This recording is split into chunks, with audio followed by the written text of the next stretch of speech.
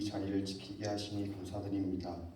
코로나로 인해 많은 어려움이 있지만 이를 핑계로 하나님과 멀어지지 않게 하시고 이를 위해 기도하는 예배자들 되게 하여 주옵소서. 근심과 고민이 많은 시기를 살고 있는 우리들입니다. 우리에게 늘 가장 좋은 것으로 주시는 하나님을 의지하며 담대하게 하시고 주시는 기쁨을 만끽하게 하는 믿음의 자녀들 되게 하여 주옵소서. 오늘 목사님을 통하여 주시는 말씀에 순종하는 한 주가 되게 하시고 우리의 예배를 기뻐하시는 하나님을 사랑합니다. 예수님의 이름으로 기도합니다.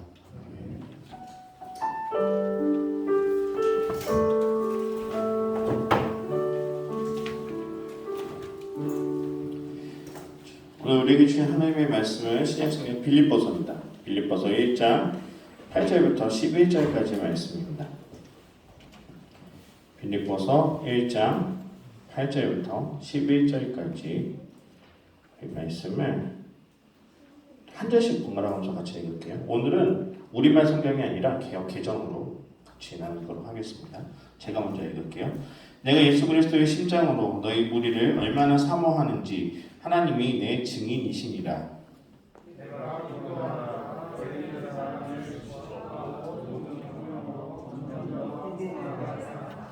너희를 지극히 선한 것을 분별하며 또 진실하여 허물 없이 그리스도의 날까지 이르고 예수 그리스도 11절에 말미암아 이 열매가 가득하여 하나님의 영광과 찬송과 되기를 원하노라. 아멘. 네. 오늘 말씀의 제목 한번 보여주시겠어요? 말씀의 제목은 예수 그리스도의 심장으로입니다. 몇 년 전에 그 신문에 나왔던 기사인데요. 그 당시 6살이던 아이가 남자아이가 있었는데 친구네 집에서 이렇게 놀다가 3층에서 떨어진 거예요. 이 아이가 다행히 재빨리 병원에 이제 이송이 되어서 갔는데 그렇게 빨리 갔음에도 불구하고 이 아이가 이제 뇌사 판정을 받게 됩니다. 6살짜리 아이가. 이제 부모님 입장에서는 완전히 이제 갑작스럽게 일어난 이 사고 때문에 정신이 없었죠. 그래서 뇌사 판정인 그 아이를 바라보면서 이 부모가 계속 이제 안타까운 거예요. 본인이 해줄 수 있는 게 아무것도 없으니까.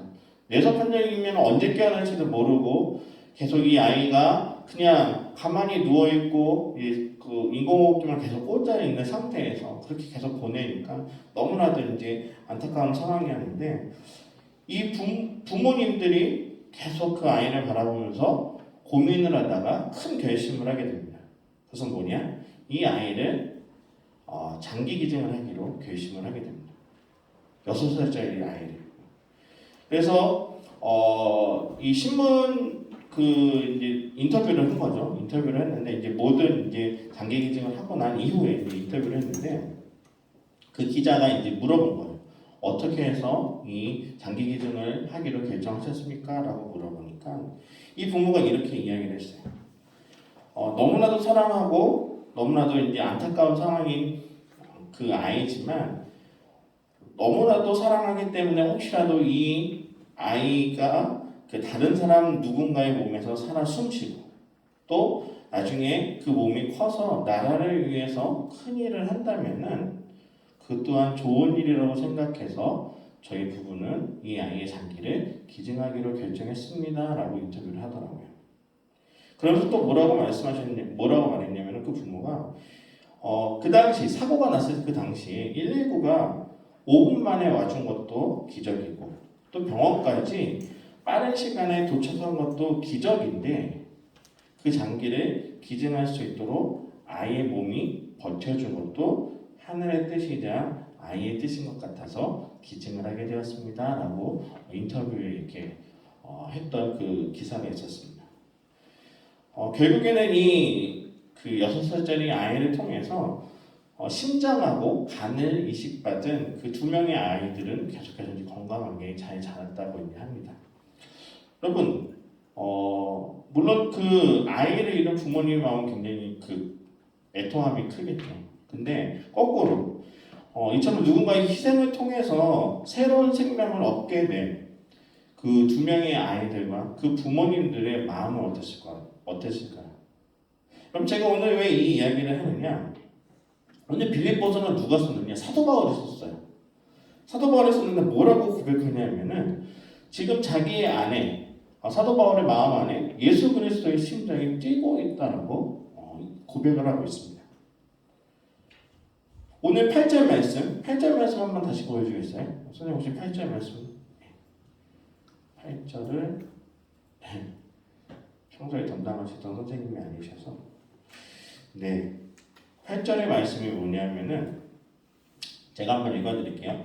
내가 예수 그리스도의 심장으로 너희 무리를 얼마나 사모하는지 하나님이 내 증인이시니라. 이거는 이제 한국말 버전이에요. 한국말 버전. 그런데 이거를 원래 이 성경도 원어로 쓰여진 그 원문이 있을 거 아니에요. 처음에 우리나라 같은 경우는 이제 영어 책을 주로 이제 영어 성경을 번역했는데 영어 성경도 원래는 처음부터 영어로 쓰여졌던 게 아니라 신약 성경은 헬라어가 이제 저쪽 그리스 쪽 언어인데 그 헬라어를 이제 처음에 쓰여졌던 그 원문으로 이 글을 다시 한번 읽어보면은 이런 의미예요. 내가 여러분을 얼마나 사랑하는지 하나님께서 다 알고 계십니다. 그리고 내가 그렇게 사랑하는 힘은 내게서 나오는 것이 아니라 그것은 바로 예수 그리스도의 심장에서 나오고 있습니다. 8절 한번 다시 보여주시겠어요? 8절만 다시 한번 보여주세요. 8절. 이거는 제가 헬라어로 직역한 거죠. 헬라어로 직역한 거를 제가 다시 한번 읽어드릴게요. 내가 여러분을 얼마나 사랑하는지 하나님께서 다 알고 계십니다. 그리고 내가 그렇게 사랑하는 힘은 내게서 나오는 것이 아니라 어디에서 나온다? 바로 예수 그리스도의 심장에서 나오는 것입니다. 이것이 바울이 그 당시 이 편지를 쓰면서 했던 직접적으로 했던 그 번역의 말이에요. 자, 여러분 사도 바울은요 자신이 가지고 있는 사도 바울 엄청난 사람이에요. 여러분 전도를 엄청나게 했어요. 여러분 솔직히 말해서 교회 하나 개척하는 게 쉬울까요? 어려울까요? 교회 하나 세우는 게 쉬워요? 어려워요? 어려워요. 근데 이분은 대단한 게 가는 곳곳마다 교회를 세워요. 근데 그 교회들이 망하느냐? 안 망해요. 막 사람들이 엄청나게 많아져요. 하여튼 지금으로 말하면 전도 왕인 거죠. 사도 바울이. 그런 사도 바울은 자신이 가지고 있는 이런 능력 또 누군가를 사랑해서 그렇게 교회를 세우는 그 모든 것들 또 이런 자신이 왜 이렇게 복음에 대해서 열정적으로 그렇게 삶을 바치면서 살아가는지에 대해서 그 이유를 정확하게 알고 있었어요. 여러분 빌립보 교회는요 누가 세운 교회냐? 사도 바울이 세운 교회예요. 근데 그 교인들한테 지금 편지를 쓰고 있는 거예요. 그래서 뭐라고 고백하느냐? 지금 자신의 마음 안에 예수 그리스도의 심장이 뛰고 있다라고 고백하고 있어요. 여러분 이런 고백은요 사도 바울이 그 빌립보 교회를 세웠기 때문에 그런 거죠. 내가 말이지 내가 지금 누군데 내가 너희 교회를 세운 사람이야 이런 개념에서의 그 고백이 아니라 내가 여러분들을 사랑해서 교회를 개척하고 또 여러분들 내가 인간적으로 어떤 선한 그런 것이 있어서 여러분들에게 이렇게 고백하는 것이 아니라 지금 내 안에 그리스도의 심장이 뛰고 있기 때문에 그것 때문에 내가 여러분들을 사랑하고 이렇게 계속해서 기도하고 편지도 보낼 수 있는 것입니다라고 사도 바울이 고백하고 있는 거예요. 여러분 사도 바울은요 예수님의 제자들처럼 막 같이 그렇게 3년 동안 같이 생활하던 사람이 아니었어요. 사도 바울은 원래 처음에 예수를 믿는 사람을 죽기로 했던 사람이에요. 전에 한번 이야기했죠. 대표적으로 사도 바울에 의해서 죽었던 사람이 누구냐면은 사도행전에 나오는 스데반이라는 집사님이에요. 유명하신 분이죠. 돌에 맞아 죽었어요.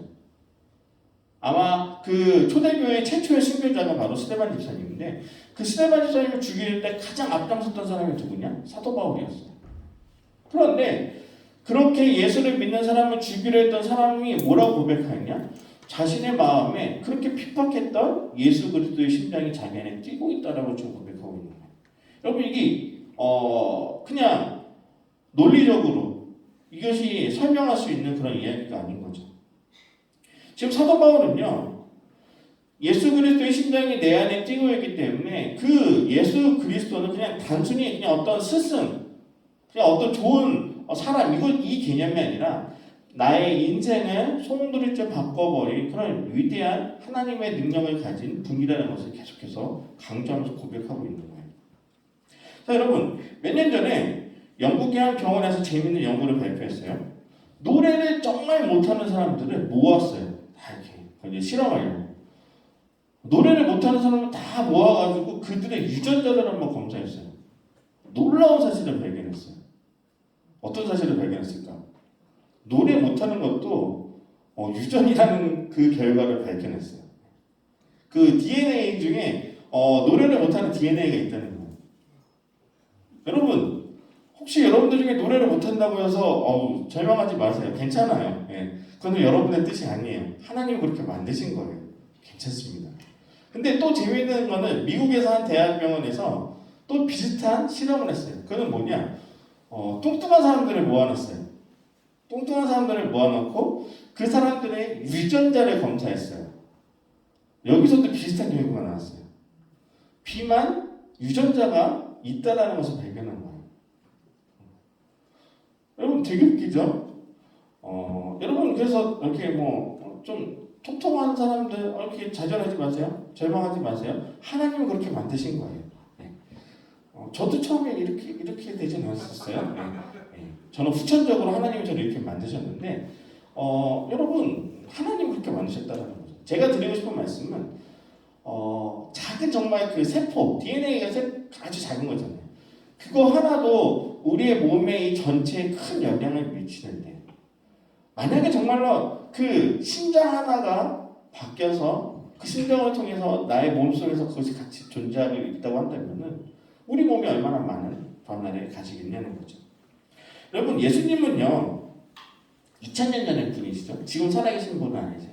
근데 놀라운 건 뭐냐 2000년이 지나고 또 나라가 다르고 또 인종이 다르고 모든 것이 다르지만 전 세계의 모든 사람에게 참 신기한 게 여전히 영향을 끼치고 있는 분이라는 거예요. 여러분 제가 계속 강조하잖아요. 여러분 예수님 만난 적 있어요? 직접 만난 적 있어요? 제가 제자들에게 제일 부러워하는 게 뭐라고 그랬어요? 12제자들한테 제일 부러운 거 예수님을 직접 만난 게 너무나도 부러워요. 왜냐? 여러분들 한번 생각해 보세요. 여러분들이 예수님을 그렇게 3년 동안 쫓아다녔는데 여러분들이 예수님을 배반하시겠어요? 그리고 심지어는 죽었다 살아나신 예수님을 직접 눈으로 봤는데 여러분들이 막 신앙생활을 막 이렇게 대충 하시겠어요? 안 그러겠죠. 엄청 열심히 하겠죠. 예수님은요 2000년 전의 분이긴 하지만 지금도 우리 가운데 살아서 역사하시는 참 놀라운 분이라는 거예요. 사도 바울은 이걸 고백하고 있는 거예요. 지금 자신의 마음 안에 예수 그리스도께서 같이 그 심장을 가지고 내가 살아가고 있기 때문에 내가 오히려 그 기쁨을 가지고 살아가고 있다라고 당당하게 고백하고 있는 거예요. 여러분, 여러분들의 마음 안에 예수 그리스도가 살아 계시나요? 살아 계시나요? 차이팀 살아 있어요? 여러분, 예수 그리스도가 내 마음간에 살아있다고 한다면은 우리들의 삶이 바뀌어야 된다는 거죠. 여러분, 기독교는 그냥 종교적인 행위가 아니에요. 여러분들이 그냥 예배 때 나왔다고 해서 그것을 막 내가 주일날 다른 사람들은 안 오는데 지금 이렇게 막 다들 코로나 때문에 안 오고 있는데 나는 여기 와서 예배를 드리고 있어. 난 대단한 것 같아. 이거에 만족하면은 그건 잘못됐다는 거죠. 물론 그것을 당연히 칭찬받아 마땅한 일이에요. 그런데 기독교라는 건요. 내가 어떤 종교적인 예식에만 열심히 참여했다 해서 그것을 다 내가 잘했다라고 그걸 만족하면 안 된다는 거예요. 기독교의 진짜 본질은 어떤 종교적인 의식이 아니라 나의 삶이 바뀌는 거예요. 여러분 예수님하고 여러분들이 진짜 인격적인 만남 이것이 좀 어려운 용어죠. 인격적인 만남이라는 게 참 어려운 용어예요. 그걸 어떻게 해야 되는지. 어쨌든 그 인격적인 만남을 통해서 내 안에 예수님이 살아계신다는 것을 확신을 가지게 된다면은 나의 행동이 바뀌어져야 된다는 거죠. 여러분 누가 시켜서 예배에 나오는 것이 아니라 예배에 나오는 것이 기쁜 거예요. 그리고 그냥 길에서 누구에게 아니면 학교에서 친구들에게 하나님을 모르는 그런 친구들에게 복음을 전하는 것이 기뻐야 돼요. 그것이 진짜 기독교예요. 살아있는 기독교라는 거죠. 여러분 기독교는요, 결국에 목표는 무엇이냐? 내가 믿어서 나만 구원받아서 천국 가는 것이 목표가 아니라 내 안에 살아계신 진리를, 복음의 진리, 예수님이 살아서 역사하시는 그 진리를 깨닫고 내가 그것들을 통해서 그리스도의 증인의 삶을 사는 것이 바로 기독교의 목표라는 것을 여러분들 꼭 기억하시기 바랍니다. 지금 여러분들이 이 자리에 와서 예배드리는 거 그것도 여러분 정말 대단한 일이에요. 칭찬받는 일이에요. 근데 이것으로만 만족하시면 안 된다는 거예요. 진정한 기독교는요, 내가 나의 삶을 통해서 어떻게 그리스도의 증인된 삶을 사느냐, 이것이 가장 큰 기독교의 본질이라는 사실을 여러분들 기억하시기 바랍니다. 여러분들, 근데 문제가 있어요. 그리스도의 심장이 여러분들 안에도 분명히 있을 거예요. 그런데 이것이 현재 그리스도의 심장이 여러분들 마음속에서 막 지금 쿵닥쿵닥 막 설교를 듣는데 막 은혜가 돼요. 막 그냥 찬양만 해도 막 너무 기뻐. 그런데 지금 그런 기쁨이 있는 것이 아니라 예전에 과거형으로 그런 기쁨을 가지고 있는 사람들은 문제가 있다는 거예요. 여러분들 코로나를 하면서 여러분들이 아쉬워했던 것 중에 하나가 뭐냐면은 수련회를 못하는 것에 대해서 좀 많이 아쉬워했어요. 특히 물론 모든 친구들이 다 그런 건 아니지만 이제 찬양팀이나 아니면 교회에서 열심히 좀 섬기고 봉사했던 친구들이 항상 저한테 얘기했던 것 중에 하나가 뭐냐면은 수련회를 못하는 게 너무 아쉽다는 거예요. 수련회를 할 때는 막 같이 찬양하고 또 뭐 그렇게 그 모여서 함께하는 그 모든 시간들이 너무나도 기쁘고 즐거웠는데 수련회를 이제 코로나 때문에 못하는 게 너무나도 아쉽다는 거예요. 여러분 근데 참 웃긴 게 이 말에 또 역설적인 하나의 그런 문제가 있죠. 그러면 수련회 때만 하나님의 은혜가 임하느냐? 수련회 때만 내 안에 그런 어떤 예수님을 믿는 것에 대한 기쁨이 있느냐? 그건 아니라는 거예요. 여러분 정말 우리가 예수님의 그 심장을 가지고 있다고 한다면은 평상시 모든 것이 즐거워야 돼요. 기뻐야 돼요. 수련회 때만 은혜를 받는 것이 아니라 그냥 내가 평상시에 주일날 여기서 예배를 드려도 그것이 나에게 기쁨이 되고 아니면 평일날 집에서 하나님의 말씀을 읽기만 해도 그것이 기쁨이 되어야 되고 또 그것을 읽은 말씀을 가지고 학교에서 친구들과 아니면 뭐 집안에서 또 이렇게 부모님들과 가족들과의 그 관계 안에서도 내가 하나님의 은혜를 느낄 수 있는 것 그것이 진짜 하나님을 믿는다라고 말할 수 있는 건데 항상 우리 착각 속에 뭐가 있냐면 수련회 때는 은혜 받고 평상시에는 내가 은혜를 받지 못하는 거. 여러분 우리가 그런 착각에 살 때가 너무나도 많다는 거예요. 예전에 내가 그때는 정말 은혜 받았는데 여러분 그렇게 말하는 것은 그것은 그때 내가 정말로 뜨거워서 그랬던 것이 아니라 그때는 여러분들의 마음 가운데 진짜 복음이 있었기 때문에 그런 거예요. 근데 만약에 지금 만약에 그런 기쁨이 없다 그러면은 그것은 여러분들의 마음 가운데 그 복음에 대한 열정이 식어버렸기 때문에 그런 거예요. 예수 그리스도의 생명의 심장이 여러분들 우리 안에 들어오면요 우리는 작은 것 하나에도 정말로 기쁨으로 그 하나님에 대한 그 기쁨이 넘쳐나는 그런 삶을 살 수 있을 거예요. 그런데 내 안에 그 심장이 현재 뛰고 있지 않고 멈춰 있다라고 한다면 여러분들이 그 어떠한 상황 가운데서도 기쁨을 느끼지 못할 수 있다는 겁니다. 여러분 그런데 우리가 이런 열정들 예수 그리스도의 심장으로 인한 주는 그 열정들은요 우리의 힘과 노력으로 얻을 수 있는 것이 아니에요. 예를 들어서 그런 거죠. 수련회에 참여했기 때문에 그것을 얻을 수 있다. 아니면 주일날 매일같이 빠지지 않고 예배에 나와야지만 그것을 얻을 수 있다. 그런 보상의 개념이 아니에요. 하나님이 우리들에게 그거를 주시는 것은 우리의 생각과 우리의 의지라기보다는 하나님이 그냥 우리에게 주시는 은혜예요. 그 기쁨, 그 열정은 여러분들이 간절히 갈망하고 원하고 하나님께 구할 때 하나님이 주시는 은혜이지 여러분들 그런 거죠. 우리가 시험을 보면 공부를 열심히 해야지 좋은 결과가 나올 수 있는 것처럼 어떠한 일을 해서 그것에 대한 결과로 하나님이 우리에게 주시는 그런 선물이 아니라는 거예요. 그냥 복음에 대한 이런 기쁨과 열정은요 하나님이 그냥 우리에게 주시는 선물이에요. 그 조건 없이 그래서 우리가 하나님을 믿는다는 것은 그런 기쁨이 우리 안에 하나님이 주시는 기쁨을 경험할 수 있는 것이 어떤 조건이 아니라는 그 사실을 여러분들이 꼭 기억하셔야 됩니다.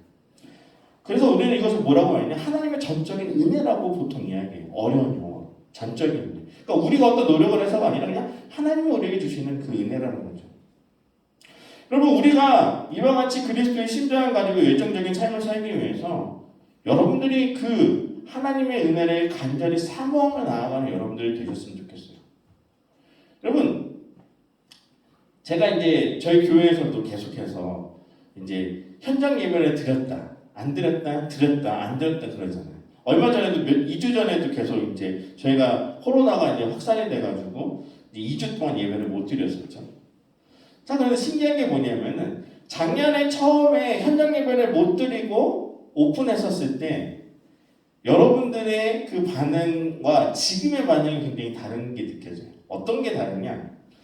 그때는 작년에 이제 처음에 현장 예배를 마치고 처음 현장 예배가 다시 재개했었을 때는 여러분들이 그래도 교회에 오고 또 그런 현장 예배에 대한 사모함이 느껴졌어요. 현장에서 제가 앞에서 이렇게 설교를 할 때도 보면 더 많은 친구들이 더 예배에 나오기를 원했고, 그런데 계속해서 현장 예배가 또 이제 중지되고 그 다음에 다시 오픈하고 또 중지되고 오픈하면서 지금 거의 1년 반의 시간이 지나고 나는데 지금은 어떤 느낌이 드느냐? 우리 안에 그런 열정들이 많이 식어진 것 같은 그런 느낌을 받아요. 여러분, 환경이 우리를 이렇게 바꾸는 걸까요? 환경이 우리에게 영향을 주기는 해요. 그런데 환경 때문에 우리가 이렇게 바뀌었다라고 이야기하기에는 너무나도 모든 것들에서 설명할 수 없는 무언가가 있다는 거예요. 만약이지만 이거는 정말 가정이죠. 여러분들 안에 예수 그리스도의 심장이 여전히 그렇게 강력하게 뛰고 있다고 한다면은 지금 역사적으로 전혀 경험할 수 없었던 이런 코로나라는 상황이 여러분들에 대한 이 복음의 열정, 믿음에 대한 열정들을 이렇게 깎아내릴 수가 있었을까요? 여러분, 제가 여러분들한테 오늘 드리고 싶은 말씀은 뭐냐? 우리가 환경을 탓하지 않았으면 좋겠다는 거예요. 여러분, 참 사람이 연약해요. 저도 그래요. 저도 약하고 연약한데 뭐가 있냐면은 내가 처해 있는 환경이 어려우면 그 환경 때문에 내가 못했어. 내가 이것 때문에 안 돼. 내가 이것 때문에 할 수가 없었어라고 자꾸 그것을 합리화하는 그런 모습들이 우리 안에 있어요. 예를 들어서 그거죠. 여러분들 시험을 이제 중간고사나 기말고사 준비해야 돼. 그런데 갑자기 어떤 정말 불가항력적인 일이 생겼어. 그래서 내가 시험을 못 갔어. 그럼 어떻게 돼요? 내가 이것 때문에 시험을 못 갔지라고 자꾸 합리화를 해요. 그것이 대부분 사람들의 습성이에요. 본성이에요. 그런데 그거 하나 때문에 모든 시험을 다 망쳤다라고 과연 단정 지을 수 있을까요? 아니라는 거예요. 내가 평소에 조금만 더 그것을 준비하고 열심히 할 수 있었다는 상황도 있다면은 충분히 그것들을 그런 여러 가지 변수들은 분명히 존재할 수 있지만 그것보다 조금 더 잘할 수 있는 그런 기회들은 이미 여러분들에게 있었을 텐데 우리는 자꾸 환경을 탓하게 된다는 거죠. 여러분, 신앙도 마찬가지라고 저는 생각해요. 요즘에 저도 이제 어른 예배도 계속 봐요. 어른 예배도 보면 확실히 숫자가 많이 줄었어요. 물론 집에서 영상으로 보시는 분들도 많이 있겠죠. 그렇지만 어떤 느낌이 드냐? 점점점 이 코로나가 길어지면서 우리 안에 대한 그 예전에 대한 그 가졌던 열정들이 자꾸 식어가고 이뤄져가는 그런 모습들이 너무나도 안타까워요. 고등부의 여러분들을 봐도 제가 그래요. 찬양팀을 하는 친구들도 그렇고요. 또 고등부 여러분들 한 명 한 명들을 다 봐도 그런 마음이 느껴져요. 여러분, 그런데 정말 만약이라는 가정이지만 여러분들의 마음에 예수 그리스도의 심장이 정말로 용소 승치듯이 뛰고 있다라고 한다면 이 환경이 여러분들에게 문제가 될까요? 여러분, 우리가 다시 한번 그 예수 그리스도의 심장이 여러분 안에 살아서 역사할 수 있는 여러분들이 그것을 다시 한번 기억하고 확신하셨으면 좋겠어요. 설령 지금의 이 코로나라는 환경이 정말로 힘들고 어려운 상황 가운데 우리를 여러 가지를 제한하는 그런 상황이라 할지라도 여러분들이 할 수 있는 상황에서 하나님과의 관계를 계속해서 신앙적으로 더욱더 회복할 수 있는 그런 방법들을 여러분들이 찾으셨으면 좋겠어요. 꼭 주일날 이 자리에 와서 예배를 드리는 것만이 최선은 아닐 수 있어요. 그렇지만 여러분들이 각자 하나님과의 관계를 계속해서 더욱더 돈독히 이어갈 수 있는 그런 여러 가지 신앙의 모습들을 계속해서 이어가셨으면 좋겠어요.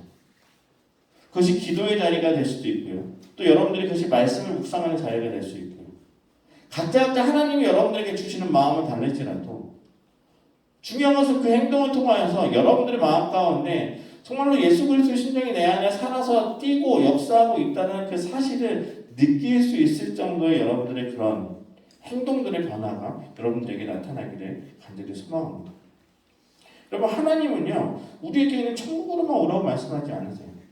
정말 하나님이 계속 성경을 통해서 우리들에게 전해주시는 말씀은 뭐냐면은 바로 지금 우리가 살고 있는 이 시간, 이 시대, 이 공간 여기에서 하나님에 대한 그 믿음과 확신을 가지고 이 세상 가운데 때로는 내가 어렵고 고난에 처하고 환경이 어려운 상황이 있다 할지라도 정말로 하나님이 나의 주 되시고 하나님이 나의 모든 것 되신다는 그 강력한 신념과 믿음을 가지고 그리스도의 증인처럼 살아가기를 계속해서 요구하고 계세요. 그것이 예수님이 우리들에게 말씀하셨던 메시지이고요. 또 성경을 통해서 우리들에게 계속 말씀하시는 그런 사실이라는 걸 꼭 기억하게 돼요. 여러분들이 예수를 믿는 목적이 단순히 내가 잘되고 복받기 위해서 이런 생각은 정말 버리셨으면 좋겠어요. 예수 믿어도요 힘든 일 되게 많아요. 예수 믿는다고 해서 다 공부 잘하는 거 아니고요. 예수 믿는다고 해서 다 좋은 대학 가는 거 아니에요. 부자 되는 것도 아니에요. 그런데 왜 예수를 믿느냐? 예수를 믿는 기쁨이 있기 때문에 그런 거죠. 그런데 여러분들이 뭔가 잘 되는 일, 좋은 일이 계속 있었을 때는 예수님을 좋아서 믿고 또 여러분들이 힘들고 어려운 일이 있을 때는 그렇다면 예수님을 멀리하느냐? 그거는 진짜 내가 예수를 믿는 것이 아니라는 거죠. 여러분, 그 유명한 그 학자인 달라스 윌리엄스가 이렇게 이야기했어요. 이 시대의 크리스찬들에게 있는 문제가 무엇이냐라고 어떤 사람인지 물어봤어요. 근데 그 달라스 윌리엄스가 뭐라고 이야기했냐면 이 시대에는 뱀파이어 크리스찬이 많다라고 이렇게 이야기했어요. 뱀파이어 크리스찬. 이 뱀파이어 크리스찬이 뭐냐? 나를 천국 가게 하는 복음의 피에는 관심이 있는데 그렇게 생명을 주신 하나님과 그런 응답하는 삶, 교제하는 삶 이런 것은 살려고 하지 않는 사람들을 뱀파이어 크리스찬이라고 이야기해요. 뭐냐? 이것은 내가 원하는 걸 얻는 거예요. 그냥 예수 믿으면 당연히 천국 가겠지? 그것을 원하지만 성경에서 말하는 그런 힘들고 어려운 상황 가운데서도 그리스도의 증인처럼 사는 삶은 싫어한다는 거예요. 그런 거죠. 내가 좋은 건 얻지만 내가 힘들고 어려운 것은 싫다. 예수를 믿어서 천국 가는 건 좋지만 예수를 믿어서 내가 고난받는 것은 싫다라고 거부하는 그런 사람들이 너무 많다라는 거죠. 여러분 한번 생각해 보세요. 목사인 저도 이 말에 대해서는 어떻게 변명을 못 하겠더라고요. 저도 제가 이왕이면 하나님 믿어서 복 받는 거 너무 좋아요. 이왕이면 잘 되는 거 너무 좋아요. 그런데 예를 들어서 저도 지금 그런 생각이 들죠. 예수님이 저한테 제가 기도하는데 야, 너 저기 순교지로 가서 저기 하나님을 모르는 사람들에게 복음을 좀 전해라. 근데 가면 죽을 것 같은 데 있잖아요. 예를 들어서 막 이슬람교 막 이런 게 믿는데. 그런데 하나님이 저를 보내준다고 그러면은 저 같아도 마음에 갈등을 할 것 같아요. 하나님 잘못 말씀하신 거죠? 다른 사람한테 말씀하실 거 저한테 하신 거 아니죠? 뭐 그렇게 고민할 것 같아요. 전 처자식이 있는데 다 죽을 순 없잖아요. 막 이렇게 자꾸 타협할 것 같아요. 근데 여러분 한번 생각해 보세요. 하나님은 여러분들이 믿는다고 하는데 여러분들도 이와 같이 비슷한 상황들이 있지 않나요? 때로는 힘들고 어려운 상황 가운데서 내가 양보하고 포기해야 될 그런 상황이 있는데 하나님이 마음 가운데 그렇게 양보하라고 하지만 내 의지와 내 자아는 그래서 포기하기 싫으니까 내가 더 손해보기 싫으니까 더 욕심 부리는 그런 경험들이 있지 않나요? 여러분 우리가 천국 가서 내가 잘 되는 건 좋지만 내가 조금 희생해서 남들에게 하나님의 말씀대로 살아가게 하는 그런 삶을 사는 것은 우리가 시도하는 모습들이 지금 이 시대를 살아가는 그리스도인들의 많은 잘못된 모습이라는 거예요. 여러분, 이것을 꼭 기억하셨으면 좋겠어요. 살아있는 심장은요, 결코 멈추지 않아요. 계속 심장을 뛰어요. 심장이 멈추는 순간 그 사람은 죽게 되는 거예요. 그런데 우리가 하나님을 믿고 하나님이 주는 기쁨이 우리 안에 있다라고 한다면은 그것이 여러분들에게 그 예수 그리스도 심장이 여러분들이 뛰고 있다는 것을 여러분들 우선은 믿으시기 바랍니다. 그리고 그 심장이 예수 그리스도의 심장을 통해서 여러분들이 어떠한 삶을 살아야 되는지 다시 한번 좀 고민하는 시간이 되길 바라요. 여러분 오늘 바울은요 9절부터 11절 우리가 읽었던 그 8절 그 뒤의 내용을 통해서 바울이 어떻게 해야지 내가 그리스도의 심장을 띄고 있다면 하나님과 어떤 삶을 살아야 되는지를 그 뒤에서 이야기해 주고 있어요. 우리 9절부터 11절을 제가 다시 한번 보여주시겠어요? 제가 읽어드릴게요. 내가 기도하노라 너희 사랑은 지식과 모든 총명으로 점점 더 풍성하게 하사 너희를 지극히 선한 것을 분별하며 또 진실하여 허물 없이 그리스도의 날까지 이르고 예수 그리스도로 말미암아 의의 열매가 가득하여 하나님의 영광과 찬송이 되기를 원하노라 이렇게 고백하고 있어요. 여러분 이게 무슨 고백이냐? 그리스도의 심장으로 사는 사람들은 결국에 의의 열매가 가득한 그런 삶을 사는데 그것을 하기 위해서 지금 바울은 어떻게 하느냐? 내가 너희를 위해서 기도하겠다라고 되어 있어요. 여러분 바울은요 어떻게 보면은 그 사람이 어떻게 위대해서 정말 능력이 뛰어나서 그렇게 전도의 그 많은 열매를 맺었던 게 아니에요. 사도 바울이 가장 잘했던 것은 뭐냐? 기도의 삶이었다는 거예요. 항상 기도했어요. 심지어는 감옥에 갔었을 때도 기도했고요. 자신이 처해 있는 모든 상황 가운데 가장 먼저 했던 것은 기도였어요.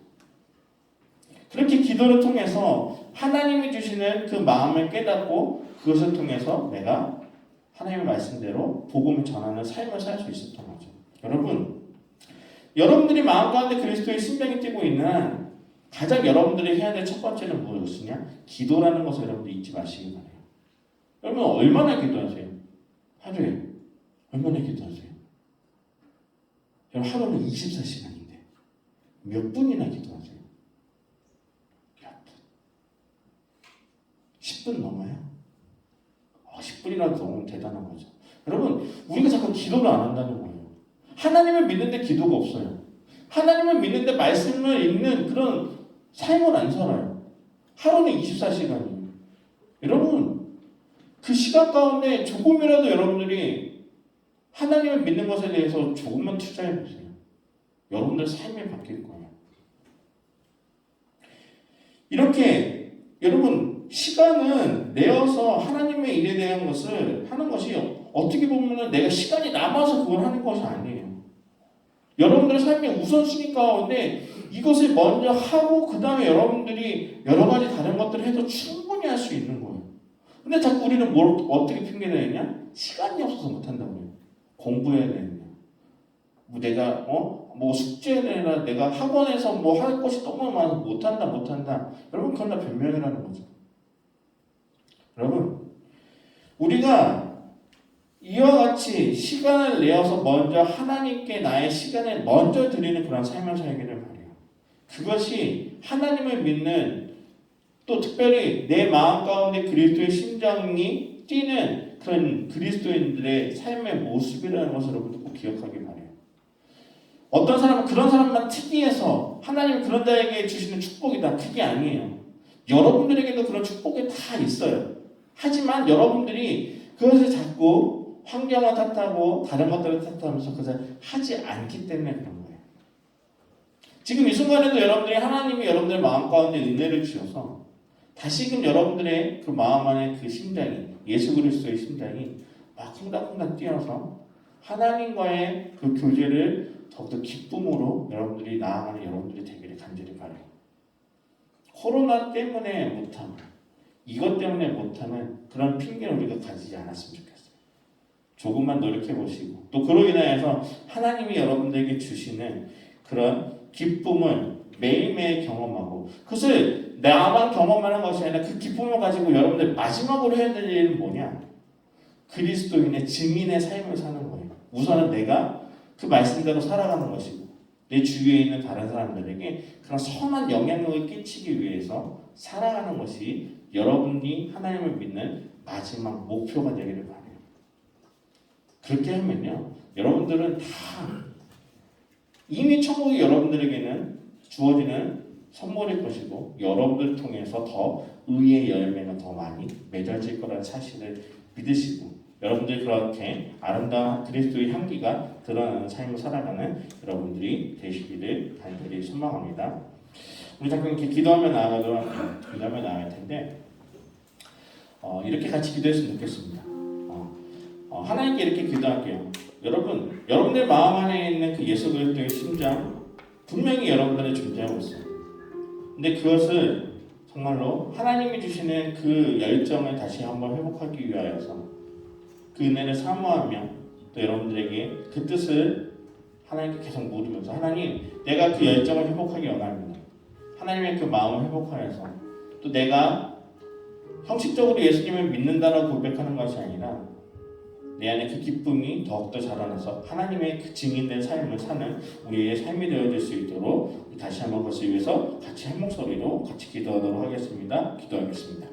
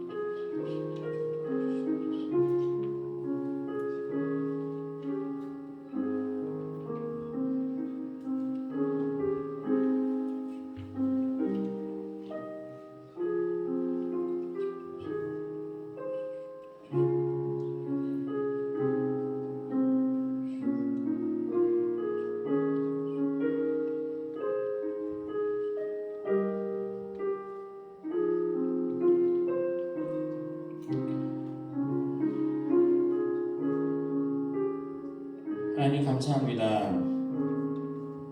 주님의 우리를 만나주시고 우리가 주님을 믿는다라고 고백했었을 때 우리의 마음 안에는 이미 예수 그리스도의 십장이 우리 안에 함께 존재하고 우리는 믿습니다. 우리가 세상 가운데 여러 가지 환경이나 또 여러 가지 이유 때문에 하나님과 조금 멀어진다 하더라도 여전히 우리 안에는 그 심장이 존재하고 있음을 내가 고백합니다.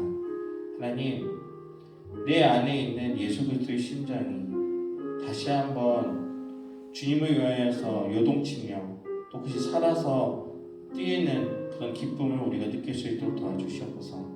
주님을 믿는 것이 우리 안에 기쁨이 되기를 원합니다. 주님을 위해서 사는 삶이 우리 안에 기쁨이 되기를 원합니다. 코로나로 인하여서 여러 가지 힘들고 어려운 상황이지만 이 모든 것을 초월하는 하나님에 대한 그 사랑이 우리 안에 있기에 우리가 그것들을 기대하며 사모하며 우리가 나아갈 수 있도록 지금 도와주시옵소서. 하나님, 우리의 신앙이 더욱더 열정적으로 될 때 우리의 삶이 변화될 것을 믿습니다. 우리가 그러한 삶을 살 수 있도록 주님 붙들어 주시고 함께해 주시고 또 하나님의 그 마음을 우리가 온전히 본받아서 기쁨으로 살아가는 저희 모두가 되게 도와주시옵소서. 함께해 주실 것을 믿사오며 예수님의 이름으로 기도드립니다. 아멘. 우리 다 같이 준비하신 일몰을 하나님께 올려드리도록 하겠습니다. 다 같이 일어나셔서 같이 찬양할게요. 나의 생명을 드리니 주 영광 위하여 사용하옵소서.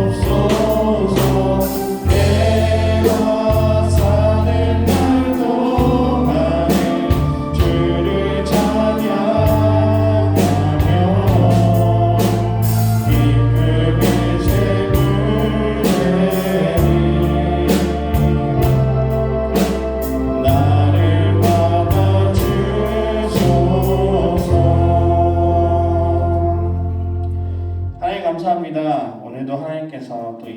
불러주신 것 감사합니다. 제주도가 계속해서 코로나로 인하여서 많은 위기와 어려움이 있습니다. 학교에서도 여전히 불안감이 가득하고 또 제주 곳곳에 많은 확진자들이 나타남으로 인하여서 또 저희들이 또 이렇게 함께 모여서 예배드리는 것이 어려운 상황 가운데 있습니다.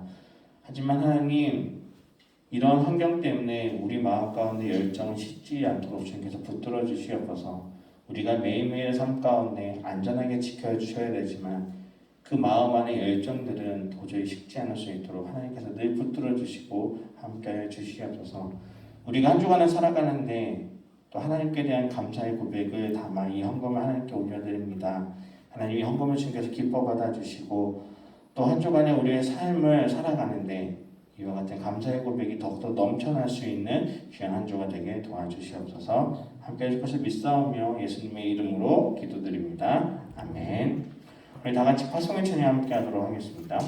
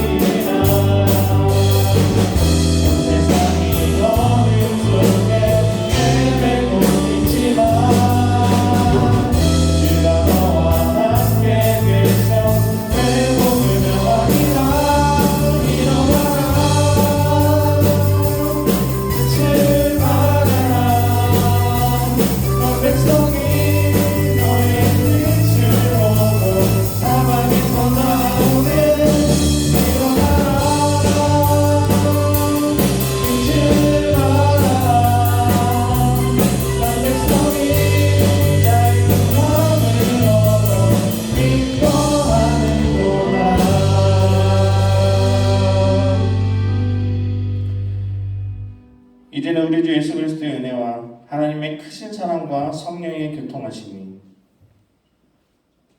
우리의 마음 가운데 살아서 역사하시는 그 예수 그리스도의 존재를 우리가 깨달으며 우리들에게 새로운 힘과 능력을 공급하시는 그 말씀대로 우리가 순종하며 그 열정을 회복하기를 간절히 소망하며 더욱더 다짐하며 결단하는 이 자리에 모여서 함께 예배드리는 모든 고등부의 학생들과 선생님들과 또 영상으로 참여하는 우리 모든 학생들 위해 이제부터 영원토록 함께 계시기를 간절히 축원하옵나이다. 아멘.